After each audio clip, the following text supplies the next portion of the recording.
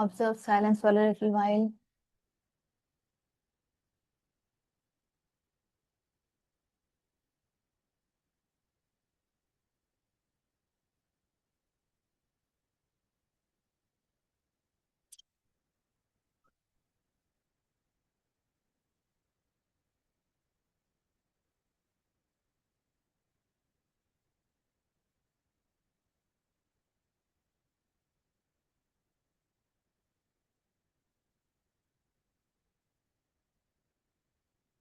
Get centered, get grounded.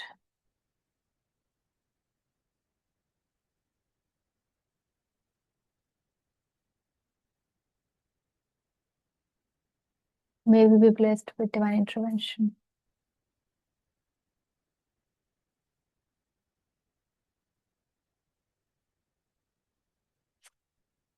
नमस्ते सभी को। एक प्रश्न थी। व्हेन वी से grounded, what does it mean? कि When we say grounded, what does it mean? When we say grounded, we mean that we are open to listening without any biases. We are willing to keep our opinions aside. We are wanting to get aligned to what the existential process is. We are surrendering to the process. And we are not trying to dictate what happens, how it happens. And we are not trying to guide the process. So to not become the blockage in the path of what existence chooses for us. That is why we need grounding for. It's very easy to get carried away, to lose your fundamentals. And what I think and the way I feel it should happen, try to conduct things from that space. It's very easy, you know. What grounding does, when you're grounded, you're standing firm on the ground. So you have your base, you have your fundamentals right. You're not flying in the air without any base, because our wings are not that strong right now. yes, So even to fly high, right grounding is very, very needed. Right? That is why when we talk of cleansing the chakras, Mooladhara is much more important than Sahasrara. Only when the Mooladhara is right, then working on Agna and Sahasrara brings in result. Otherwise, we get illusioned. We get absolutely illusioned. और फिर उससे बाहर निकलना कठिन ही नहीं होता है। बाहर निकलने की आवश्यकता है, इस बात से भी व्यक्ति मना कर देता है। जैसे रावण, पूरी दुनिया आके समझा जाए, फिर भी रावण को ये बात कभी नहीं समझ में आनी थी कि वो जो कर रहा है वो उचित गलत है। नहीं, तो व्यक्ति वहां चला जाता है। That is what is meant by being grounded. So this happened with me, right? In to certain extent, yes. Okay.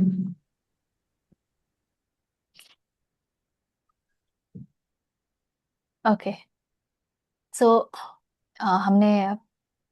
हम अध्याय 16 पर हैं और हमने पहला वाला देखा, जब आसुरी और दैवीय गुणों के विषय में कृष्ण चर्चा कर रहे हैं, बता रहे हैं अर्जुन को कि दैवीय गुण कौन से हैं और आसुरी गुण कौन से हैं, और क्यों उन गुणों की तरफ हमें जाना चाहिए। क्यों, ये पहले तो पता होना चाहिए कि दैवीय कौन से हैं और आसुरी कौन से हैं, तो ये बोध हो हमें, तो इस बात का हम निर्धारण कर सकें कि हम किस दिशा जा रहे हैं, हम किस दिशा जा रहे हैं। तो जो हमने देखा पिछली बार, अभय, अंतःकरण की शुद्धि, टू बी सीटेड इन ज्ञान एंड योग, दान, दम, अपने सारे इंद्रियों को पकड़ के रखना, यज्ञ, स्वाध्याय, तप, आर्जव, इतना हम इसके ऊपर हम थोड़ी विस्तृत चर्चा कर पाए थे, समझने का प्रयास हम कर पाए थे, है ना। आज इसके आगे चलेंगे, क्योंकि अगले दो 16वां अध्याय का दूसरा और तीसरा श्लोक भी दैवीय गुणों की ही चर्चा करता है। ठीक है, और कोई प्रश्न वगैरह कुछ है क्या? From today, may I read? If Abhaji gives me पढ़िए, दूसरा वाला पढ़िए। अहिंसा सत्य मक्रोधस्त्याग शांतिरपैशूनम दया भूतेष्वलोलु तव माद्रव ररी चापलम। ठीक है, इसे शील जी से लय में पढ़वाएं। शील जी। चलिए। अहिंसा सत्यमक्रोधस्त्यागः शान्तिरपैशुनम् दया भूतेष्वलोलुप्त्वम् मार्दवम् ह्रीरचापलम्।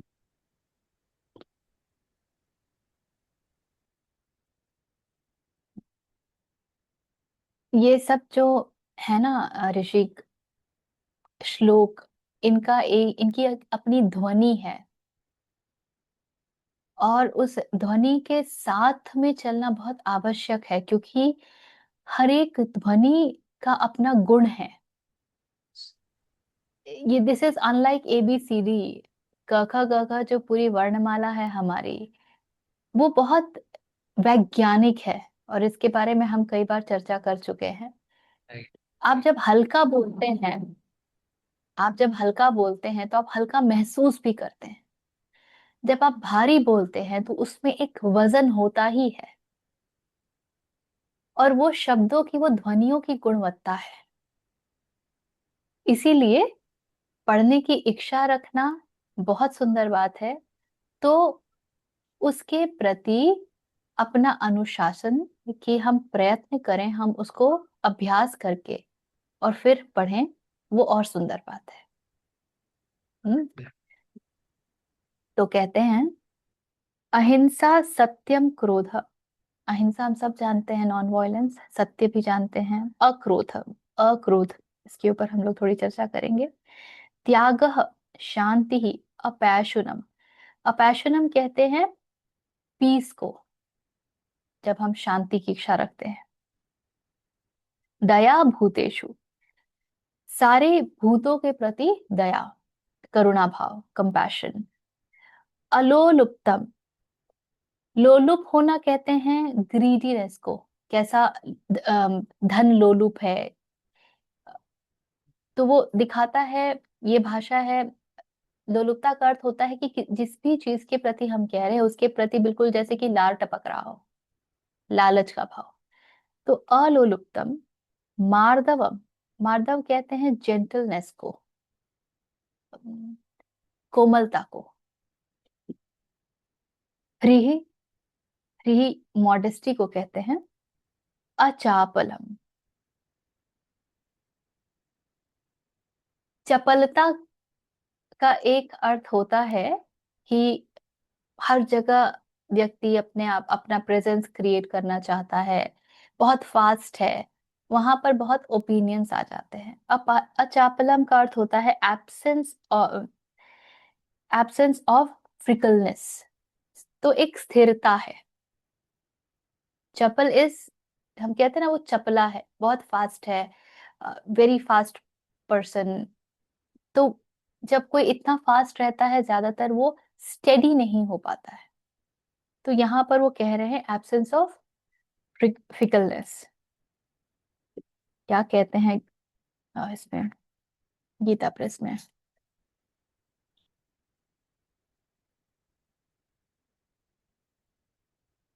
मन, वाणी और शरीर से किसी प्रकार भी किसी को कष्ट ना देना, ये अहिंसा का अर्थ किया है। यथार्थ और प्रिय भाषण, अपना अपकार करने वाले पर भी क्रोध ना होना, ये अक्रोध का अर्थ दिया है। कर्मों में कर्तापन के अभिमान का त्याग, तो सिर्फ त्याग माने क्या, किस चीज का त्याग?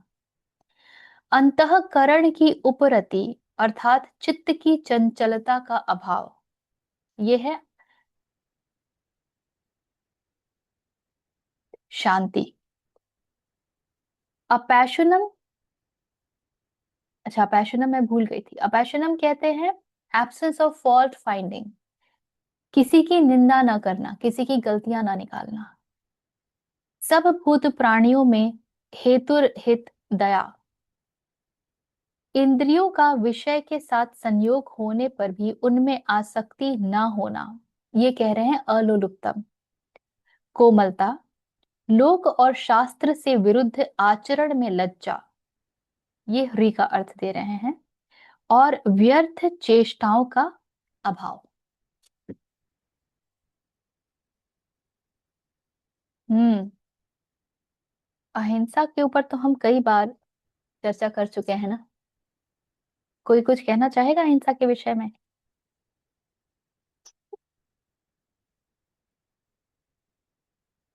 आभा जी। नमस्ते। नमस्ते। आह, दिख रहा है। तो अहिंसा, सब तरह की हिंसा ना, मन से भी, वाणी से भी, मतलब जो बेसिक अहिंसा का अर्थ हम जानते हैं वो तो किसी को फिजिकली दर्द नहीं पहुंचाना, या डायरेक्टली तो जीव हत्या वगैरह, that is a very basic way of understanding it.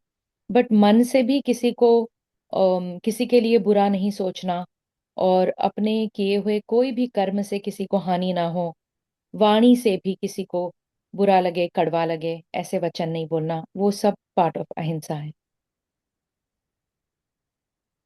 सुंदर। तो अहिंसा, उसके दो रूप हैं। दूसरों के प्रति हिंसा से बचना, मन से, वाणी से, कृत्य से, विचार से भी, और स्वयं के प्रति भी हिंसा से बचना। हम दूसरों के प्रति हिंसा ना करें इसका तो भाव फिर भी समझ लेते हैं, किंतु स्वयं के प्रति हिंसा ना करें ये पकड़ नहीं पाते। कई बार ये छूट जाता है, और कई बार हम बहुत कुछ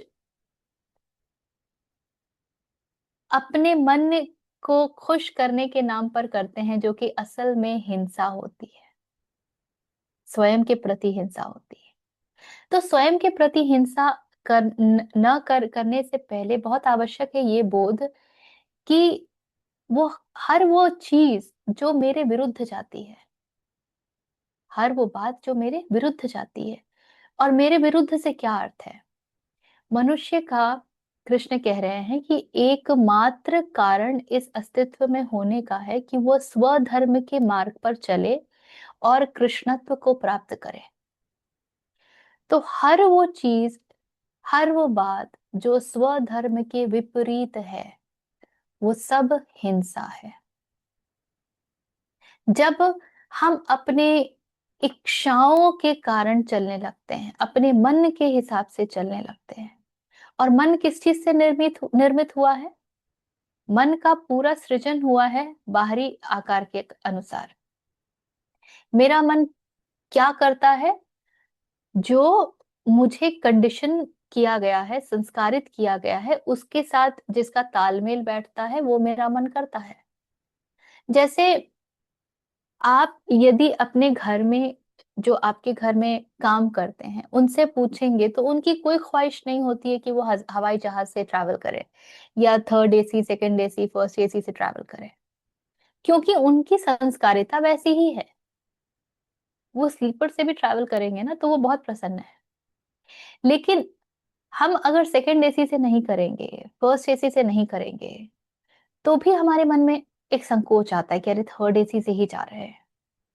एक बहुत भोंडा उदाहरण है, किंतु मैं समझाना, बताना चाह रही हूँ कि हमारे संस्कार कैसे काम कर रहे हैं। हमने जो देखा है, सीखा है, आपका जो पूरा समुदाय है, आपके जो आपका पारिवारिक परिवेश, आपके मित्रगण, आप जहाँ जाते हैं, आपका कार्य क्षेत्र, सब स्थानों पर आप जिस प्रकार के लोगों के साथ उठते बैठते हैं, उनका जो एक स्टैंडर्ड ऑफ लिविंग है, वो सब कुछ हमको इन्फ्लुएंस कर रहा है। वो सब कुछ हमको इन्फ्लुएंस कर रहा है, तो हमारा मन उसके अनुसार ढलने लगता है। अचानक से,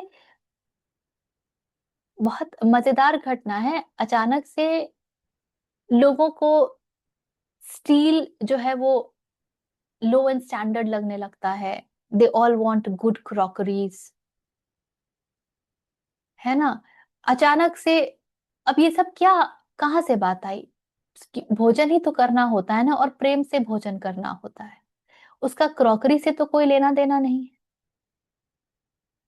लेकिन हमारा वैसा ही सामाजिक परिवेश बना हुआ है, और उन सबको हम अपने ऊपर ढो लेते हैं। और इसका बहुत ज्यादा प्रभाव इससे भी पड़ता है कि हम अपने आप को कहाँ कहाँ एक्सपोज करके रखते हैं। तो उन चीजों से मन बना, मन को क्या अच्छा लगा, उसके अनुसार हमने चलने का प्रयास किया, ये जाने बिना कि क्या वो अच्छा लगना स्वधर्म के साथ अलाइंड है या नहीं। और हिंसा अपने आप हो गई, और ये बहुत सूक्ष्म हिंसा है, ये बहुत सटल है, ये इतना लाउड नहीं है, कहीं से आपको पता नहीं चलेगा। आपके भीतर जो एक कॉन्शियसनेस नहीं, कॉन्साइंस ना, हाँ, वो जो बैठी हुई है, वो तो बोलेगी देखो यही तो ठीक है, ऐसा ही तो होना चाहिए। और कॉन्साइंस भी हमें समाज ने ही दिया है,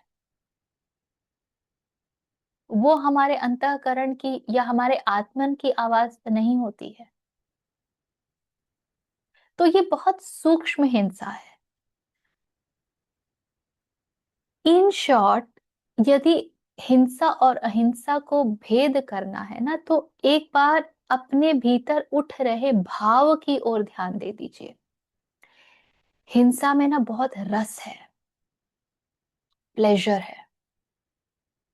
सोच के देखिएगा, आनंद नहीं है, हल्कापन नहीं है, कहीं ना कहीं वो आपके अहंकार को पोषित करता है। मैं हूं, मैंने किया, मैं इसका निमित्त बना, वो आपके अहंकार को पोषित करता है। और हर वो चीज जो आपके अहंकार को बड़ा कर रही है, वो तो हिंसा के अलावा कुछ है ही नहीं। तो ये जो रस का भाव है, और हम हमें बचपन से इसका भी संस्कार दिया गया है कि हमें हमेशा रस का भाव ढूंढना चाहिए। आपने देखा होगा, माँ बाप को बच्चों के लिए कुछ लेके आते हैं तो कहते हैं खुश, अब खुश, क्यों?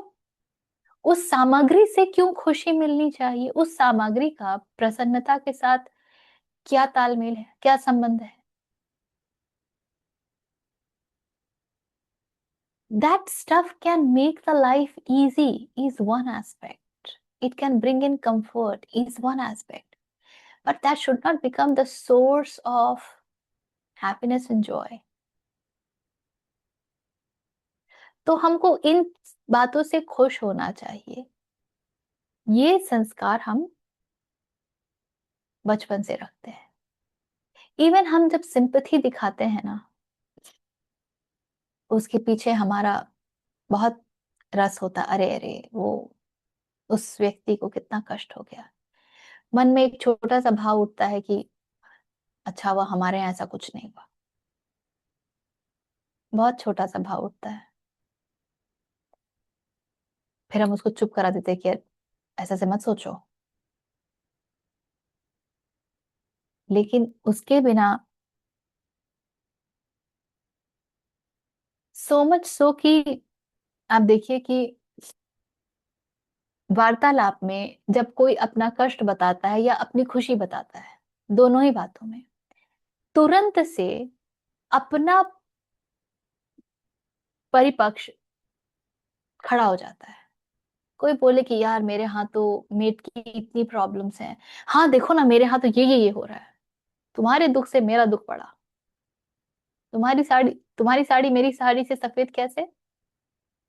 हम्म। कोई ये बोले कि अरे पता है ये हो गया, मेरा बॉस तो बहुत अच्छा है। एक्चुअली यार मुझे पता अच्छा बॉस होता है क्या होता है, अच्छा बॉस, मेरा इतना अच्छा बॉस है। तो दुख में भी मेरा सुपरलेटिव डिग्री है, सुख में भी मेरा सुपरलेटिव डिग्री है।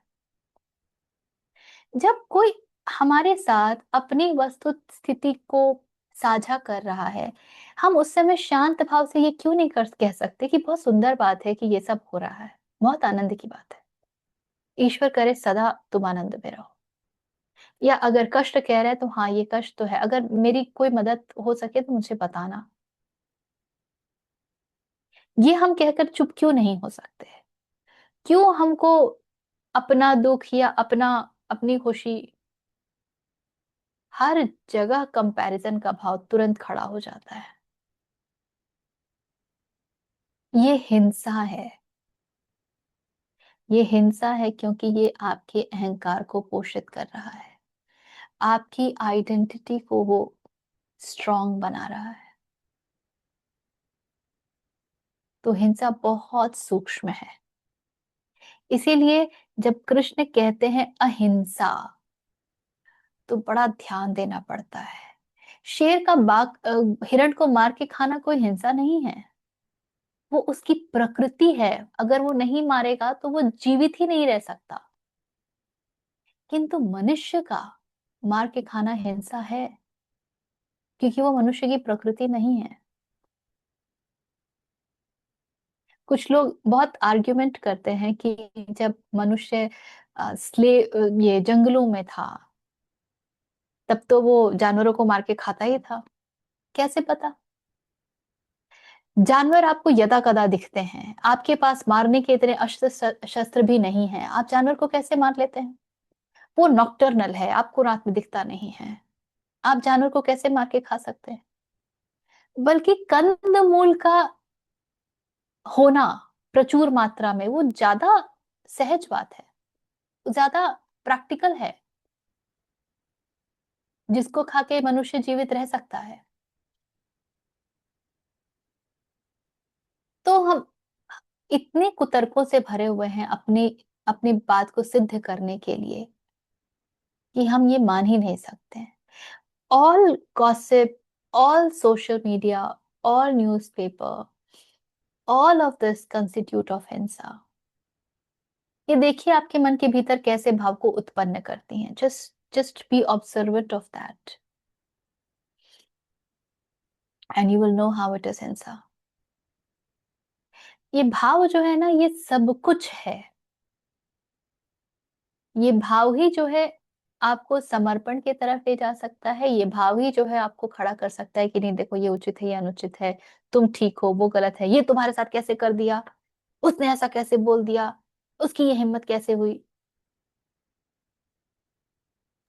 कभी ये गुरु बोल माँ, के यदि हम्म, अगर समर्पण को एक्सप्लेन करना चाहे तो उसको कैसे कर सकते हैं, मतलब उसका भाव या। समर्पण वो भाव है जब आप कहते हैं कि मैं अपने पूरे प्रयास करूंगा, अपने आप को इतना भी बचा कर नहीं रखूंगा, मेरे प्रयास में इतनी भी कमी नहीं आएगी। और उसके पश्चात जो भी होता है वो शिरोधार्य है। मेरे परिश्रम के अनुसार, मेरी मेहनत के अनुसार, मेरी कैपेसिटी के अनुसार जो मैंने बेस्ट किया, उसके अनुसार यदि मुझे कोई रिजल्ट मिलता है, परिणाम मिलता है, तुम्हारी कृपा। उसके अनुसार कोई रिजल्ट नहीं मिलता है, तुम्हारी और भी कृपा। क्योंकि शायद तुम मुझे कुछ और दिखाना चाहते हो, शायद तुम चाहते हो मेरा ध्यान किसी और चीज की तरफ आकर्षित करना। शायद अभी जितना मैंने सीखा है या जिसको मैं समझती हूँ कि वो पूरा है, क्योंकि मैंने तो अपना पूरा श्रम लगा दिया ना, वो पूरा नहीं है। उसको मैंने पूरा माना है, यथार्थ में वो पूरा नहीं है। इस भाव में बैठ जाना। अतः जो कुछ भी हो रहा है उसका सहज स्वीकार, अपने कार्य को स्वधर्म के अनुसार पूर्ण रूपेण करने के पश्चात सहज स्वीकार। वो समर्पण होता है। बहुत सारे लोग समर्पण के नाम पर मेरा भाग्य ऐसा है तो मेरे साथ तो ऐसा ही होना है और बैठ जाते हैं। वो समर्पण नहीं है। बल्कि देखा जाए तो इन सबके ना गुण होते हैं।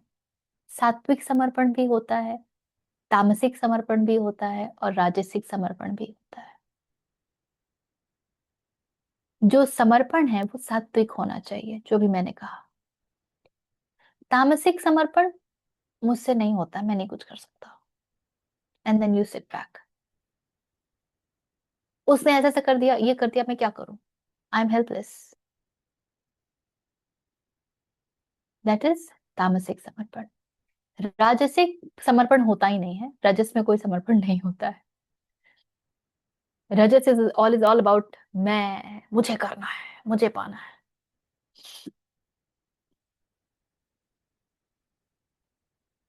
ठीक है, तो ये है। तो अहिंसा तब जानिए जब दूसरे का सुख आपके लिए उत्सव का कारण बन जाए। जब आप किसी के सुख में उतने ही खुश हो सकें, अरे वाह बहुत सुंदर हुआ, very nice, very beautiful. Trust me, it takes lot of time and lot of self work to come to that place.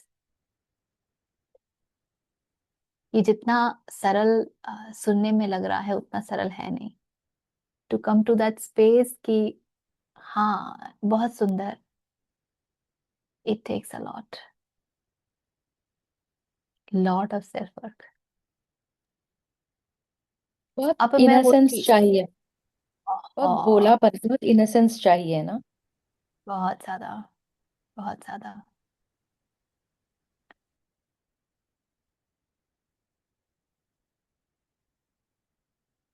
या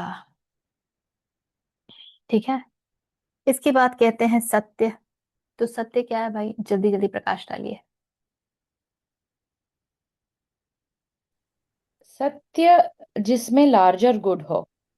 तो क्या कहते हैं,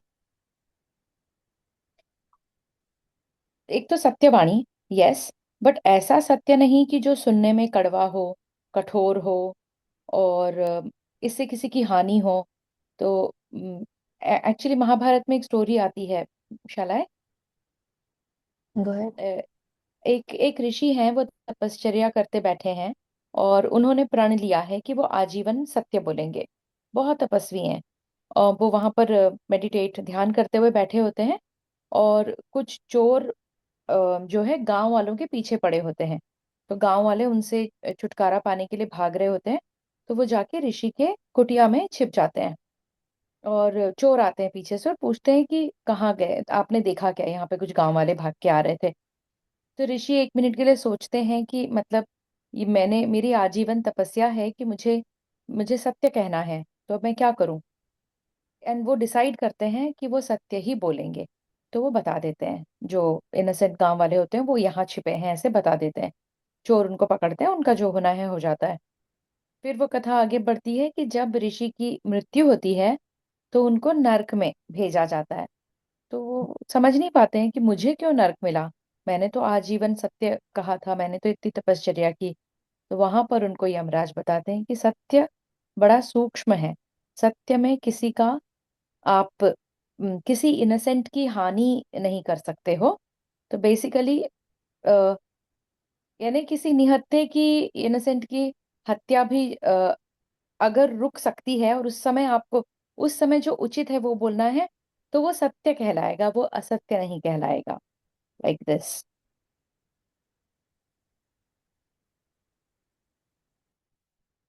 तो कृष्ण ने जो हमें दैविक गुणों के विषय में बताया है वो सब सत्य है, ऐसा समझिए। जब आप उन गुणों के अनुसार चल रहे हैं तो आप सत्य के पथ पर हैं।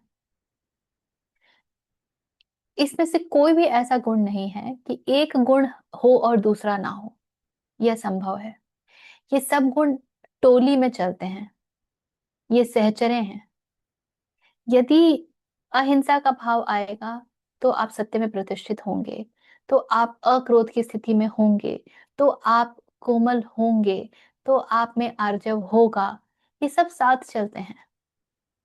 लेकिन क्योंकि हमारी बुद्धि हर चीज को काट काट के अलग अलग श्रेणियों में रख के देखती है, तो कृष्ण को भी हमारी बुद्धि के अनुसार अर्जुन को बताना पड़ रहा है, और बस वो यही कर रहे हैं और कुछ नहीं कर रहे हैं। तो जो सत्यवादी होता है या जो सत्य में प्रतिष्ठित होता है, वो बस पारदर्शी होता है, भीतर बाहर बिल्कुल एक सा। मैं चोर हूं और मैंने ये कहा कि हाँ मैं चोर हूं, मैं हूं चोर, तो आप सत्य में प्रतिष्ठित हैं, भले आप चोरी करते हैं। क्योंकि यदि आपको पता है कि आप चोर हैं, तो आपके अचोर हो जाने की संभावना बहुत बढ़ जाती है। जो ये स्वीकार कर सके सहजता के साथ कि मैं चोर हूं, और इसके आसपास किसी प्रकार का भवन निर्माण ना करे कि मैं क्यों चोर हूं, परिस्थिति ने मुझे बना दिया, इसने बना दिया, उसने बना दिया, नहीं, मैं हूं और ये मेरा चुनाव है। In the worst of the conditions, I could still have chosen to do something else. I chose to be चोर। उसके अचोर बनने की बड़ी संभावना है। इसीलिए विश्वामित्र हो पाए, राजा थे ना, क्षत्रिय थे, क्षत्रिय से कहाँ वो, इसीलिए वाल्मीकि हो पाए, डकैत से महर्षि। क्योंकि जिसमें जो आर पार देख सकता है, जिसमें कॉन्फ्रंटेशन की कैपेबिलिटी है,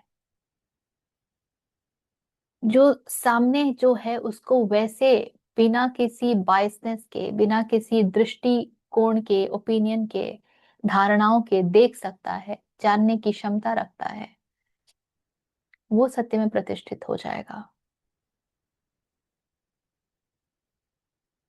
तो सत्य, जैसा आभा जी ने कहा, बहुत सूक्ष्म है, बहुत सूक्ष्म है।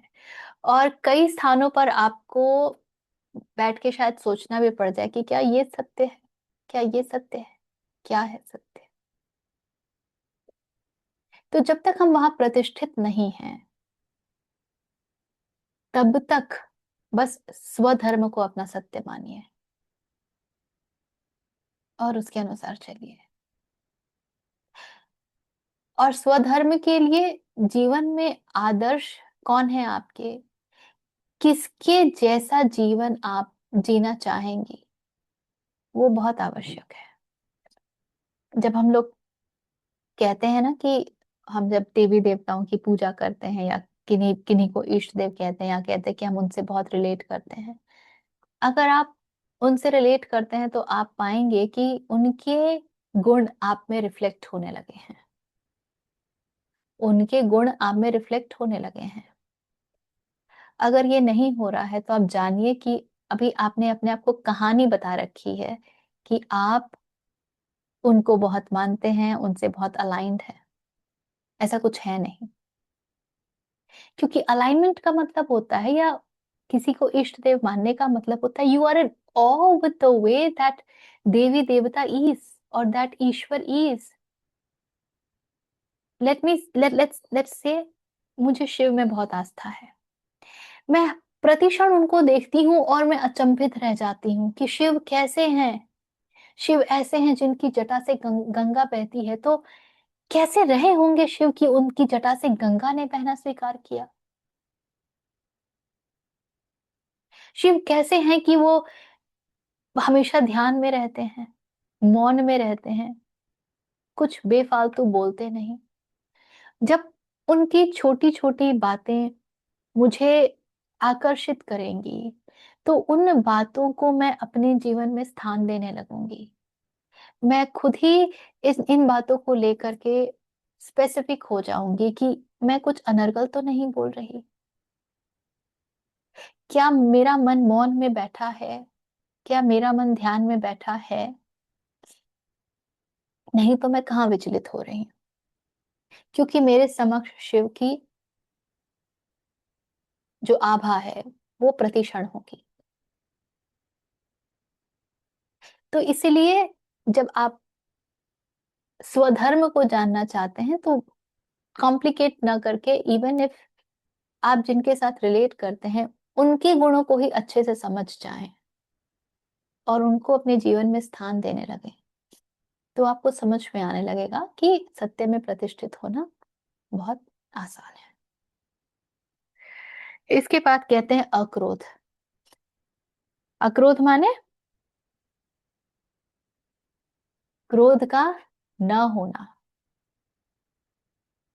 ये बहुत मजेदार है क्योंकि हमको तो लगता है कि भाई हम तो कुछ ही कभी-कभी क्रोधित होते हैं और कोई थोड़ी हम 24 घंटा क्रोधित होते हैं। कुछ ही लोग होते हैं जिनको हम देखते हैं जो हम कहते हैं कि अरे ये तो हमेशा ही क्रोधित होते हैं। लेकिन यदि आप क्रोधित कभी भी होते हैं, तो इसका अर्थ सिर्फ इतना है कि क्रोध के ट्रिगर्स आपके भीतर सदा मौजूद हैं। क्रोध के ट्रिगर्स आपके भीतर सदा मौजूद हैं। तो क्रोध करना भी तो हिंसा हुआ। हाँ, इसीलिए तो मैंने कहा ये सब साथ में चलते हैं। बिल्कुल हुआ। तो वो ट्रिगर हमारे भीतर बैठा हुआ है। अब वो ट्रिगर अपने आप को एक्सप्रेस कब करता है, ये निर्भर करेगा कि परिस्थितियां क्या हैं। ये निर्भर करेगा कि परिस्थितियां क्या हैं। परिस्थितियों ने यदि संभावना बनाई है तो मेरा क्रोध फट के निकलेगा, नहीं बनाई है तो होल्ड करके रखूंगी। जैसे मुझे अपने बॉस के ऊपर बहुत क्रोध आ रहा है, लेकिन मुझे पता है कि भाई वहां तो वेस्टेड इंटरेस्ट है, वहां तो क्रोधित हुए तो प्रमोशन जाएगा, इंक्रीमेंट जाएगा, मुझे प्रोजेक्ट्स के नीचे दबा दिया जाएगा, मेरे परफॉर्मेंस को हर समय क्वेश्चन किया जाएगा, तो मैं वहां तो क्रोधित होने का I can't take the chance. तो मैं क्रोध कहाँ निकालूंगी? घर में आऊंगी, बच्चे को दो तड़ाक, बाजार जाऊंगी, सब्जी वाले के साथ गाली गलौज, ऑटो में बैठूंगी, कैब में बैठूंगी, उसके साथ झड़प, सोसाइटी में घुसूंगी, गार्ड के साथ लड़ाई, माँ बाप ने फोन किया, उनके साथ कहा सुनी, उसको मोड़ दिया, क्योंकि ट्रिगर तो बैठा हुआ तो है ना। ये पता कैसे चलता है कि क्रोध आ रहा है नहीं आ रहा है? हम जैसे बात को आने से पूरी पहले तो बात उसका देखिए, ट्रिगर। एक बात को पूरी कर ले, उसके बाद आप बोलिए, ठीक है ना? क्योंकि हो सकता है जो आपके प्रश्न हो उसका उत्तर आपको आगे मिल ही जाए। ठीक है? तो क्रोध तभी उठता है, अगर आप ध्यान देंगे, जब आपकी अपेक्षाएं पूरी नहीं होती हैं, एक्सपेक्टेशंस पूरे नहीं होते हैं। उसके अलावा क्रोध का कोई कारण नहीं होता। मुझे ये चाहिए, ये नहीं हुआ, मुझे ये ऐसे चाहिए, ऐसे नहीं हुआ, ये मैं नहीं चाहती थी, ये हो गया। और अपेक्षाएं अलग अलग तरीकों से आती हैं।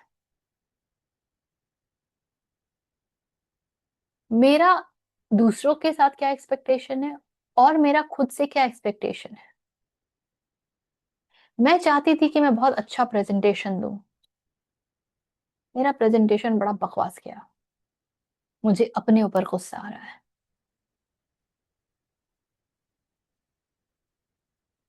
मैंने ये नहीं कहा कि अच्छा ये सब लैक्यूनास है, अच्छा मुझे अब अगली बार इन बातों का ध्यान देना होगा, और मुझे पता है कि मैंने यहाँ यहाँ डंडी मारी इसलिए ऐसा ऐसा हुआ,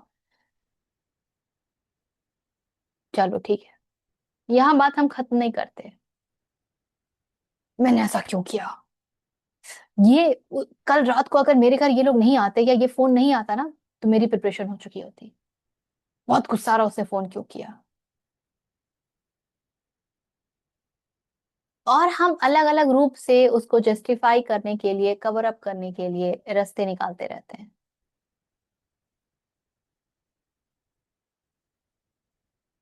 तो अक्रोध की स्थिति का अर्थ है कि अपेक्षाएं अब घुल गई हैं, अब आप अलाइनमेंट में हैं, अब आप फ्लो में हैं। I do the best and I keep working to enhance myself.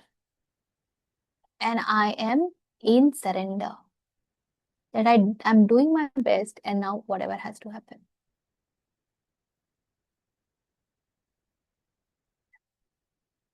तो इस बात का बोध कि मैं जो करती हूँ, मैं जो करता हूँ, वो अपने आप में पूर्ण नहीं है.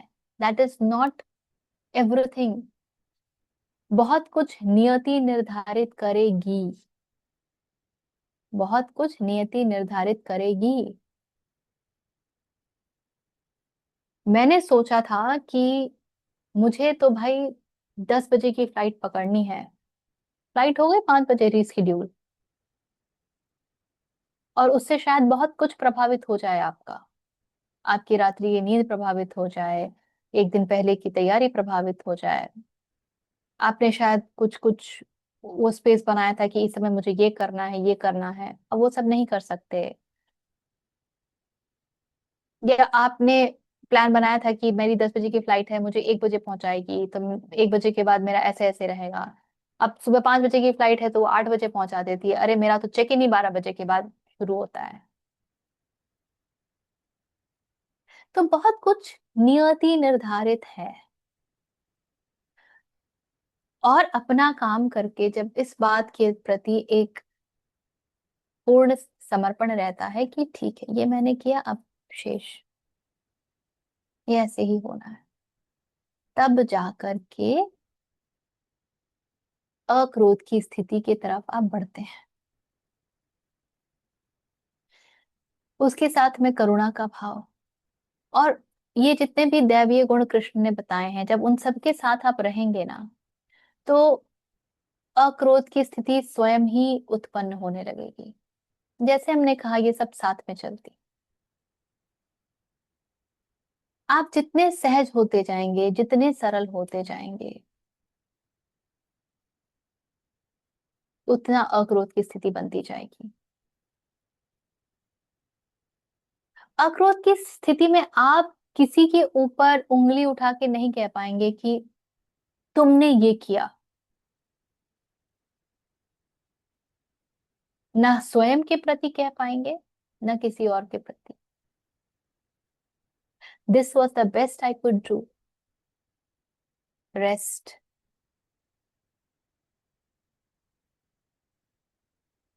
तब आती है एक अप्रतिम शांति. Then your vibration raises rises. आपकी फ्रीक्वेंसी एनहांस होती. इसके बाद कहते हैं त्याग. हमारे तो त्याग में भी भोग होता है. हम त्याग भी करते हैं तो देखो मैंने ये त्याग किया. त्याग ऐसा कि वो करके अगले ही क्षण भूल भी गए कि अच्छा वो त्याग था क्या. वो एक आनंद की स्थिति होनी चाहिए. और ये तभी हो पाता है जब हमारे भीतर परिग्रह का भाव खत्म होने लगता है. मुझे कुछ इकट्ठा करके नहीं रखना. मुझे कुछ इकट्ठा करके नहीं रखना. जिसने मुझे अभी का भोजन दिया है वो अगले क्षण का भोजन भी मेरे लिए प्रबंध कर देगा. मुझे इकट्ठा करने की क्या आवश्यकता. और हमारे इकट्ठा करने के तो बाप रे कितने कारण होते हैं. ये करने से ये इस समय काम आएगा, ये इस समय काम आएगा, ये इस समय काम आएगा, ये उस समय काम आएगा. और करते रहो. कुछ छूटता ही नहीं है.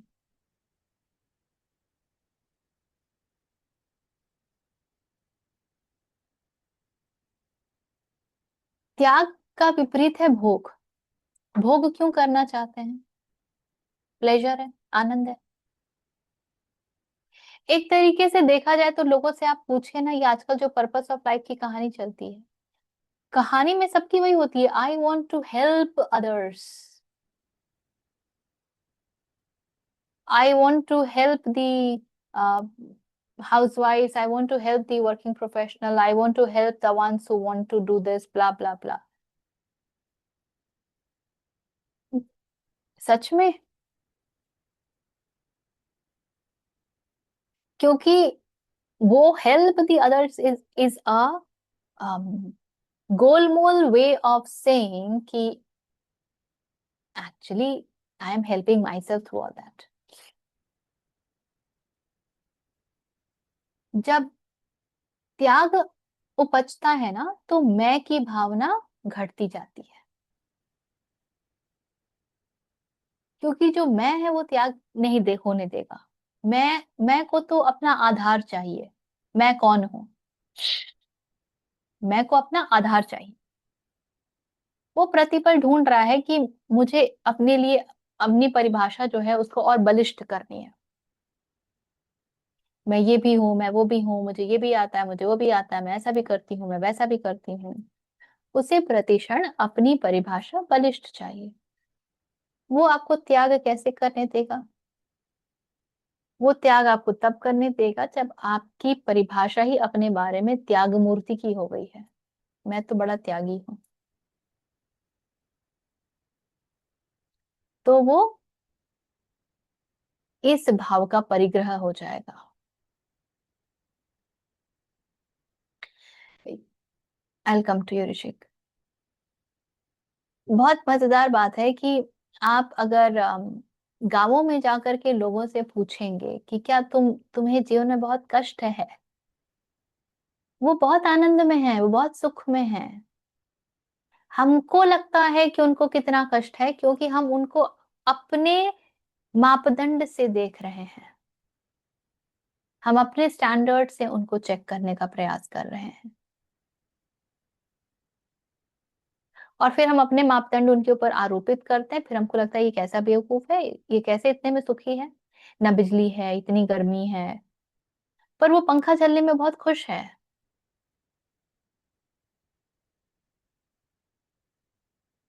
तो जब आप एक ये जो मैं श्री रघुवंश नाथम पढ़ रही हूँ, उसमें एक बहुत मजेदार कहानी आती है कि वन में राम जब एक ऋषि के यहाँ रुके हुए हैं और अब उनके जाने का समय आ गया है, तो ऋषि कहते हैं मत जाओ राम। तो राम कहते हैं कि मैंने तो आपके आश्रम को अब सशक्त भी बना दिया है, अब मेरा काम यहाँ पे पूर्ण हुआ। आप लोग आत्मरक्षा के लिए भी अब बिल्कुल अपने ऊपर निर्भर हो सकते हैं, आप तैयार हैं। अब आगे भी बहुत कार्य है, वो मुझे करना है, तो उसके लिए जाना ही होगा। तो ऋषि कहते हैं कि तुम्हारे साथ रहना मुझे इतना आनंद देता है, वगैरह वगैरह, इसलिए मेरा स्वार्थ मुझे तुम्हें रोकने पर मजबूर कर रहा है।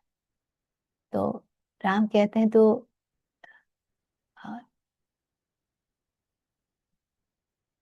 ऋषि को कहते हैं कि तो फिर आप अपने स्वार्थ को व्यापक बनाइए। अभी आप सिर्फ अपने और अपने आश्रम के प्रति स्वार्थी हैं, आप इस जगत के प्रति स्वार्थी हो जाइए। आप इस पूरे दंडकारण्य के प्रति स्वार्थी हो जाइए, कि इस दंडकारण्य में कोई भी व्यक्ति राक्षसों से प्रताड़ित ना रहे। अपने स्वार्थ को व्यापक बनाइए ऋषि। इसी तरीके से जब हम त्याग में प्रतिष्ठित हो पाते हैं, तो ये हमको व्यापक बनाने लगता है, क्योंकि हमारा मैं जो है ना वो घुलने लगता है। बोलिए, आप क्या कह रहे थे ऋषि? मेरा पूछना ये था, सारी चीज जो भी एक्वायर करते हैं, या पैसा हो गया या नॉलेज हो गया, या फिर आप बोल रही थी कि किसी को दान दक्षिणा दिए तो उसके लिए भी मैंने किया, मैंने दिया। तो कोई भी चीज, ये सारा कुछ जो भी एक्वायर करते हैं, वो सारा कुछ सिक्योरिटी, मतलब खुद में सिक्योर होने के लिए करते हैं कि अगर ये चीज के लिए इतना पैसा रखे, ये चीज के लिए इतना पैसा रखें। तो जब सारा कुछ सिक्योरिटी के लिए कर रहे हैं, तो फिर ये करना क्यों है?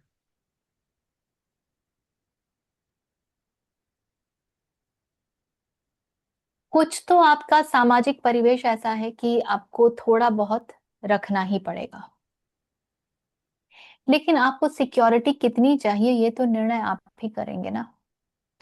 एक सिक्योरिटी ये भी है कि बस मुझे भोजन प्राप्त हो जा रहा है, सर के ऊपर ईश्वर की कृपा से छत है, जीवन पर्याप्त है।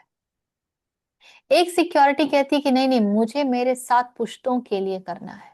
मेरे अगर 4 बच्चे हैं तो चारों के लिए मुझे एक एक घर का प्रावधान करना आवश्यक है।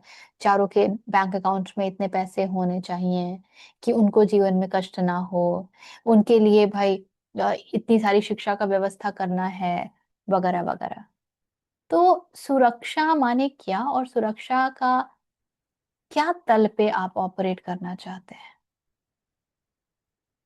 ये हमारी दुविधा है कि हम सहजता से जो भी प्रकृति हमें देती है, हम उस पर जीते नहीं हैं। एक चिड़िया को चुगने के लिए कहीं भी परमिशन नहीं लगता है, उसको कोई रोक नहीं सकता है। उड़ाएगा वो, फिर आ जाएगी, फिर चुगेगी, चली जाएगी। आप पूरे दिन खड़े तो रह नहीं सकते। कोई कीड़ा है, उसका आहार है, वो जाएगी, उसको चुगेगी, चली जाएगी। कोई प्रतिरोध नहीं है, वो कीड़ा भी उसको मना नहीं कर सकता। ये अस्तित्व के तरीके हैं। चिड़िया को घोंसला बनाना आता है, उसको कोई रेंट नहीं देना अपना घोंसला बनाने के लिए। और उसको घोंसला बनाने के लिए जिन चीजों की आवश्यकता है, वो कोई ऐसी कोई बहुत बड़ी चीज नहीं है, वो इधर उधर से जुटा लेगी और वो उस घोंसले में खुश है। ये मनुष्य की दुविधा है कि हमको एक चीज पकड़ा दी गई है जिसको हम मुद्रा कहते हैं। हमारा हर काम मुद्रा से होता है। तो भाई कितना मुद्रा पर्याप्त, इसकी तो कोई कसौटी ही नहीं है हमारे पास। इसीलिए श्रद्धा और समर्पण बड़े महत्वपूर्ण हो जाते हैं। जब आप समर्पित होंगे ना, तो आप बोलेंगे ठीक है ना, राम ने आज तक सब दिया, आगे भी जो होगा वही देंगे। जितना मुझे मिलना चाहिए उतना देंगे। जो मेरे भाग्य का है वो मुझे उनकी कृपा से मिलेगा, और जो नहीं है वो नहीं मिलेगा। सत्य तो यह है कि जो आपके भाग्य का नहीं है वो आपको वैसे भी नहीं मिलेगा। आप कितना भी संचित कर लीजिए, आपकी तबीयत ही खराब हो जाएगी, डॉक्टर ही मना कर देगा नहीं खा सकते, करते रहो कुछ भी, है ना। तो अभी युद्ध की इतनी स्थिति बन रही है, अचानक से गैस घटने लगता है, अचानक से कुछ हो जाता है। जितना दे सक अरेंज हो पाएगा उतना ही करोगे ना। क्या कर लोगे आप, कितना बचा लोगे आप? क्या सालों सालों का अनाज अपने घर रख लेंगे आप? नहीं कर सकते ऐसा। बट ये साइकोलॉजिकल फेनोमेना किसी के थ्रू तो बनाया गया होगा कि सिक्योरिटी इतना रहना है, ये रहना है। ये साइकोलॉजिकल फिनोमेना विक्षिप्त लोगों के द्वारा बनाया गया है, जो डर में जीते हैं और जो अपना वर्चस्व कायम करना चाहते हैं, जिनको दूसरों के ऊपर अधिकार जमाना है, अपने आप को बड़ा बनाना है। मैं कैसे बड़ा, क्योंकि मेरी तो इतनी इतनी सिक्योरिटी है, बस और कुछ नहीं है। मीरा को कौन सी सिक्योरिटी चाहिए थी? जो था अच्छा खासा राजपाट वो भी छोड़ दिया था, चली गई थी। किसी को सिक्योरिटी नहीं चाहिए। कृष्ण जब गए थे कंस से लड़ने, तो सिक्योरिटी से गए थे कि वो मैं मार ही दूंगा।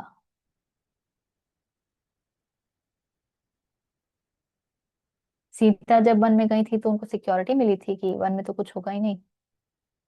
झेला ना। हम सब अपने अपने तरीके से झेलते हैं। झेलना आवश्यक है, क्योंकि तप कर कुंदन बनता है। जब तपोगे तभी पता चलता है कि मुझ में क्या गुण है, मेरी कितनी क्षमता है, मुझे क्या सीखना है।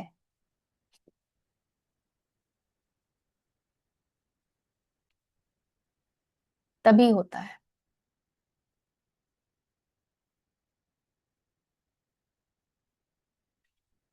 तो अपने आप को बचाने के लिए, और ये सब माया का कथा है। माया से निकलना कोई इतना सरल थोड़ी है। माया तो अपने खेल खेलती रहेगी।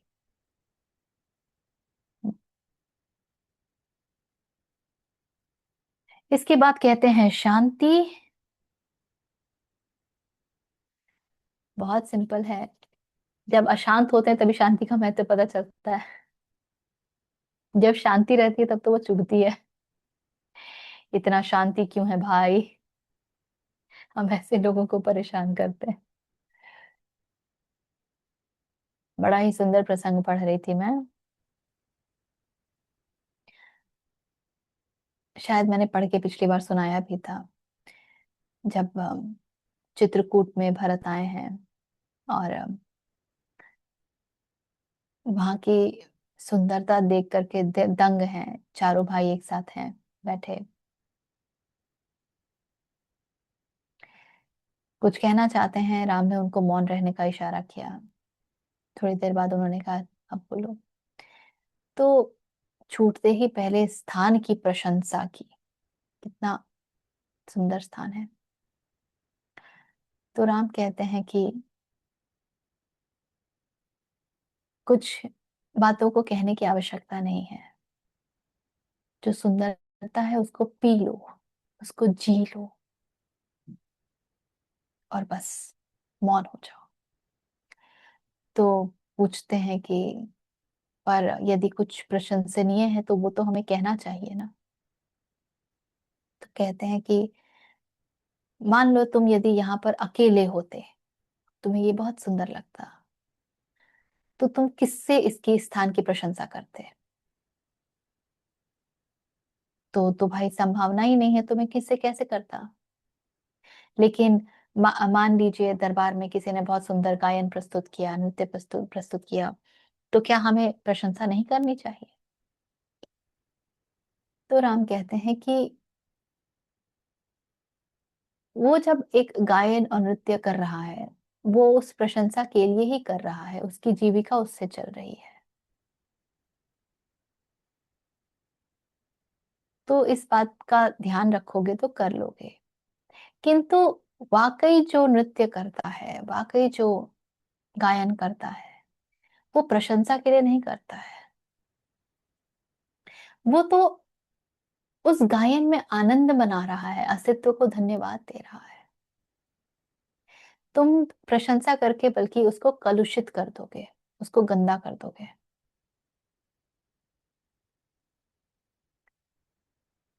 तो जब मन में शांति नहीं होती है ना, तो इन इस इतने छोटे छोटे कोलाहल भी जन्म लेते हैं, जिन जो हमें बहुत सहज लगते हैं कि हमें प्रशंसा तो करनी ही चाहिए।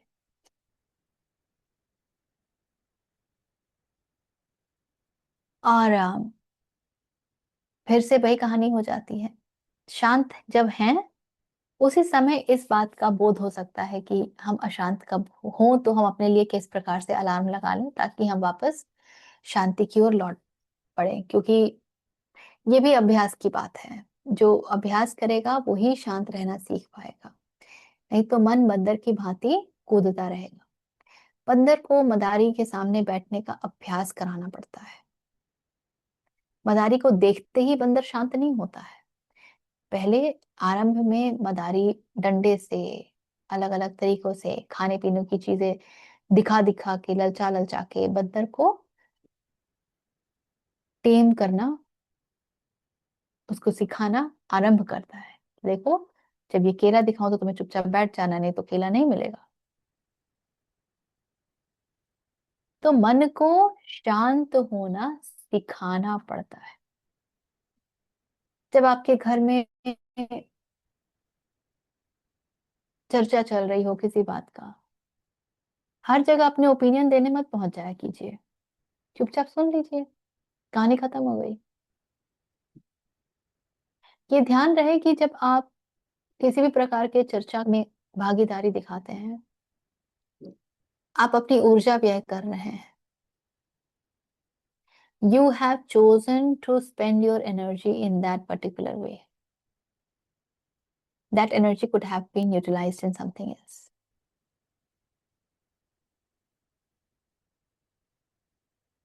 आपकी खिंचाई हो रही है, लोग आपका हाँ, उपहास कर रहे हैं, मजाक उड़ा रहे हैं।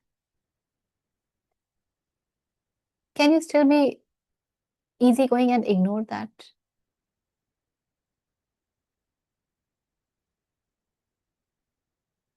Ask these questions to yourself.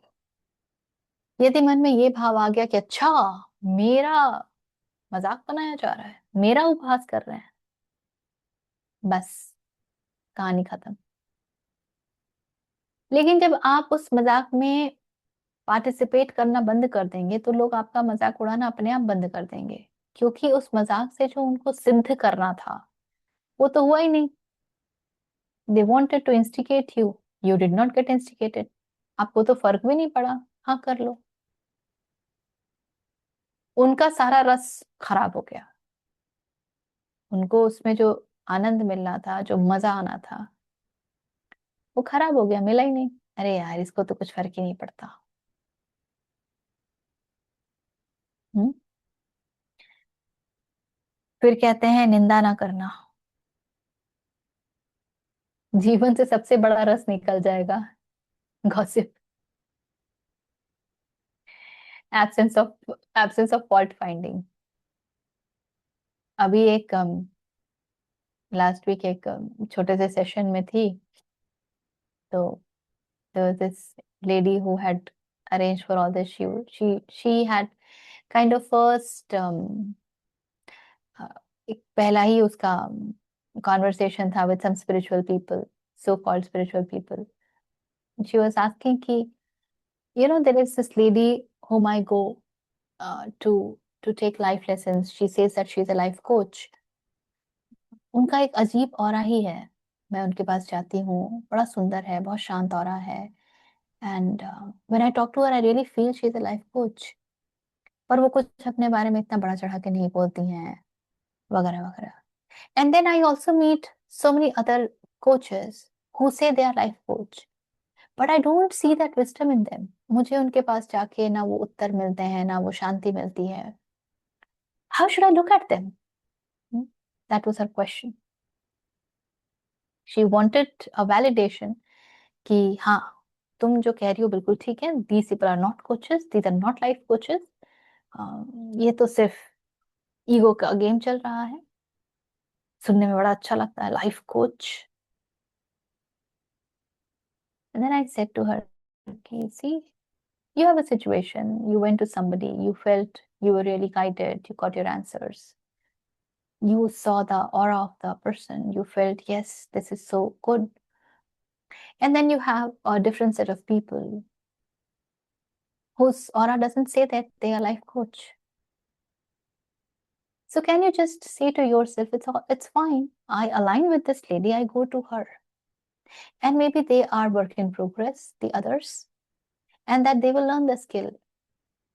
And the tag that they are currently holding, someday you will be able to see that being the real truth for them, reality of theirs.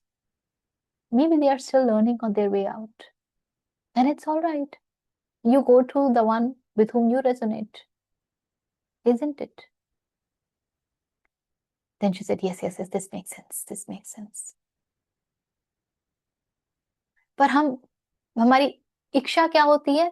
ये जो मुझे नहीं उचित लग रहा है कि ये लाइफ कोच के लायक नहीं है, मुझे कोई वैलिडेट कर दे कि हाँ हाँ, तुम्हारा ऑब्जर्वेशन बिल्कुल सही है, they are not worth being life coach, blah blah blah blah blah. और फिर मन को बड़ी शांति मिलती है कि देखो, मैंने जो सोचा था ऐसा ही दूसरे भी कर रहे हैं।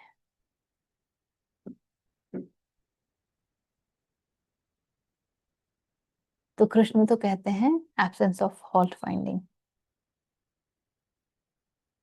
जिसकी बड़ी प्रबल इच्छा होती है हम सब में।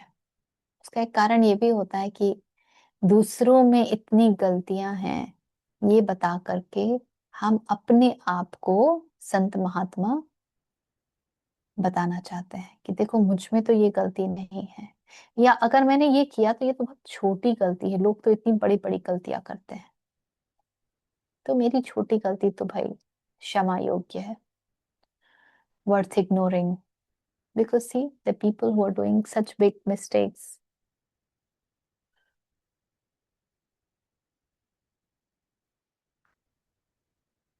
और कृष्ण कहते हैं कि इसको ही बाहर निकाल दो, तब दैवीय गुण में स्थापित हो पाओगे।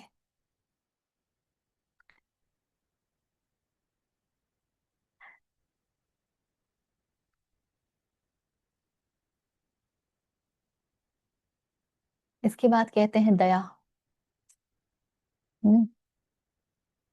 Compassion for all. फिर है अलोलुपता, empty of desire of anything, no desire of fame, no desire of wealth, no desire of anything, and just be। फिर कहते हैं मार्दव, जेंटलनेस, कोमल, मृदुलता। ये कोमलता इतनी इतनी बड़ी बात है। कभी ध्यान दिया है कि हम जैसे जैसे बड़े होते जाते हैं, हमारे हमारी आंखों में एक एरोगेंस आता है। I don't know, but when I started to walk on this path little more sincerely, तो मैं दूसरों की आंखें बड़ा देखा करती थी। हाँ, उसकी दृष्टि देख के कैसा लग रहा है। आप लोगों की दृष्टि देखेंगे ना, यू विल फील कि बिल्कुल क्या कहते हैं वो, it's a glance of attack. दृष्टि में कोई कोमलता नहीं दिखेगी, आंखों में एक सरलता, एक प्रेम, एक सहजता, वो नहीं दिखता। आंखें ही बता देती है कि कितना अंदर एकदम घृणा है, कितनी अंदर एक क्रोध है, सारा शोरगुल है, आक्रामकता। तो ये मृदुलता जितनी सुंदर है सुनने में, ये उतना ही उस इनोसेंस को होल्ड करके रखना अपने भीतर बहुत बड़ी बात है, बहुत बड़ी बात है। आपका ट्रेन नहीं जा रहा ऋषिक, आप बैठे हुए हैं, 9:30 हो रहा है। मम्मी अभी तक बोलने नहीं आई तो बैठ के ये कर। फिर कहते हैं ह्री, मॉडेस्टी, लोक और शास्त्र के विरुद्ध आचरण में लज्जा। कौन करेगा शास्त्र के विरुद्ध आचरण होने से लज्जा का अनुभव? कौन कर सकता है? हम सब में तो निर्लज्जता कूट कूट कर भरी हुई है। जब आप ये कह सके कि नहीं, ये तो ये नहीं कर सकती मैं, ये शास्त्र इसका बिल्कुल आ, इसके विरुद्ध है, शास्त्र इसकी अनुमति नहीं देते, तब वो स्थिति आती है जब हम कहते हैं कि very uncompromising on that, very very uncompromising on that. You must know where to compromise and where not to compromise. You must know. Flow का मतलब क्या है? ये फ्लो के नाम पे जो है ना, हम अंट संट जगह कॉम्प्रोमाइज करते हैं और हम कहते हैं कि हम तो फ्लो में हैं। यही तो है मेरी परिस्थिति। मेरे सामने नॉन वेजिटेरियन फूड आया तो फ्लो में है, खा लेंगे। भूखे भी रहना फ्लो का हिस्सा हो सकता था ना, वो क्यों नहीं कर लिया? सिर्फ रोटी खा लेते नमक के साथ, तेल के साथ, वो क्यों नहीं कर लिया?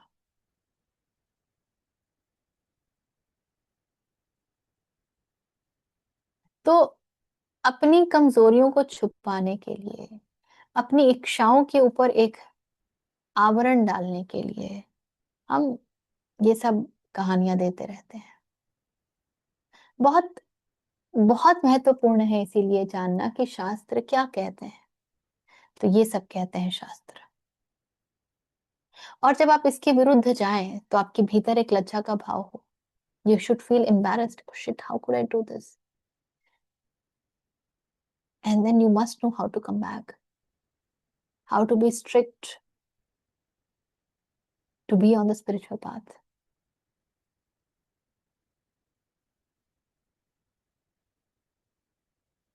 क्योंकि प्रश्न ये है ही नहीं कि आप क्या दे रहे हैं या कहाँ पर अनकॉम्प्रोमाइजिंग हो रहे हैं, वो आपके भीतर एक डिसिप्लिन का संचार कर रहा है और आपके भीतर सात्विकता का विकास कर रहा है, उसको बढ़ा रहा है। हर वो कार्य जो आपके भीतर सात्विकता को बढ़ाए बहुत आवश्यक है, और हर वो कार्य जो रजस और तमस को बढ़ाए उसको रोकना आवश्यक है। और फिर कहते हैं अचापलम, चंचलता न होना। कोई क्यों चंचल होता है? जब तक भीतर एक क्योंकि मन बेचैनी नहीं हो। चंचल है। तो मन चंचल क्यों है?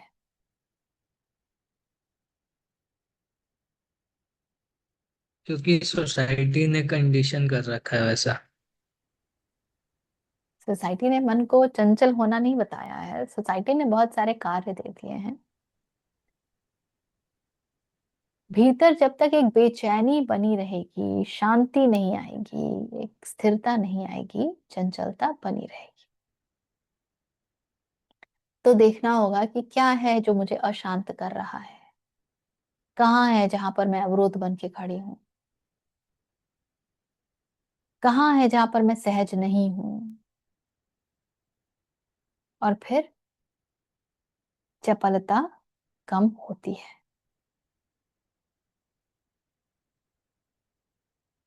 हम्म,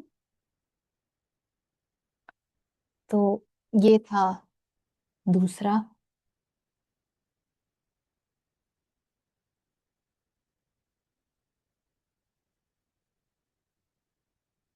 अब दैवीय संपदा में एक और वर्ष रह गया, एक और श्लोक रह गया है।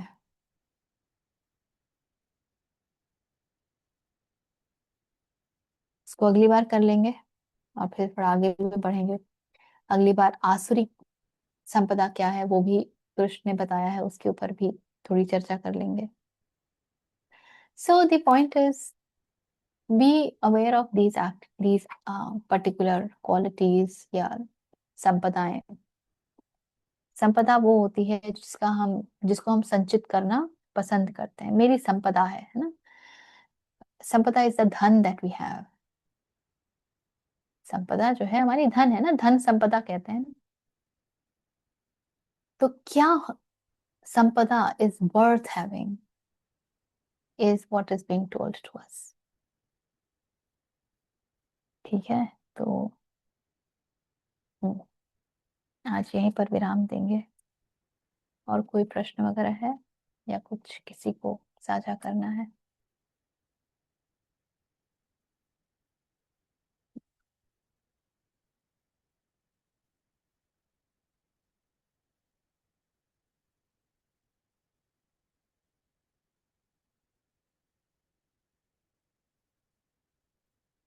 चलिए फिर, you can close your eyes. Just if you know, you can chant along with or just be. Om Purnamada Purnamidam Purnat Purnamudachyate Purnasya Purnamadaya Purnameva Avashishyate. Om Shanti Shanti Shanti.